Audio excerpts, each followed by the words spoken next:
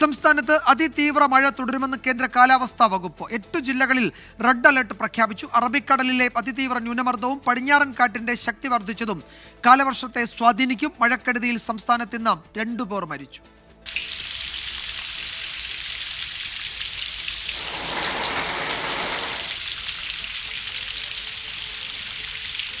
ബംഗാൾ ഉൾക്കടലിലെ ന്യൂനമർദ്ദം അതിതീവ്ര ന്യൂനമർദ്ദമായി രൂപാന്തരപ്പെട്ടതും അറബിക്കടലിൽ കാലവർഷക്കാറ്റിന്റെ ശക്തി വർദ്ധിച്ചതും വരും ദിവസങ്ങളിലും മഴയുടെ ശക്തി കൂട്ടുമെന്നാണ് കേന്ദ്ര കാലാവസ്ഥാ വകുപ്പിന്റെ മുന്നറിയിപ്പ്.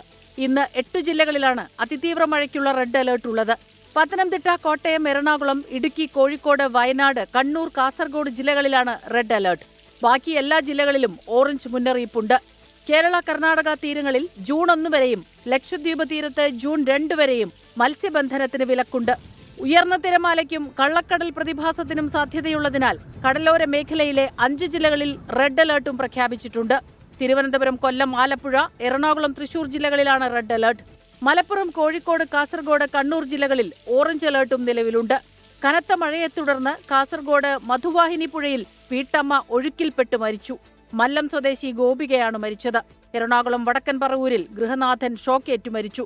കനത്ത മഴയെ തുടർന്ന് വൈദ്യുതി വിച്ഛേദിക്കപ്പെട്ടത് പരിശോധിക്കുന്നതിനിടയിലാണ് അറപ്പാട്ട് വീട്ടിൽ വേണുഗോപാൽ ഷോക്കേറ്റു മരിച്ചത്.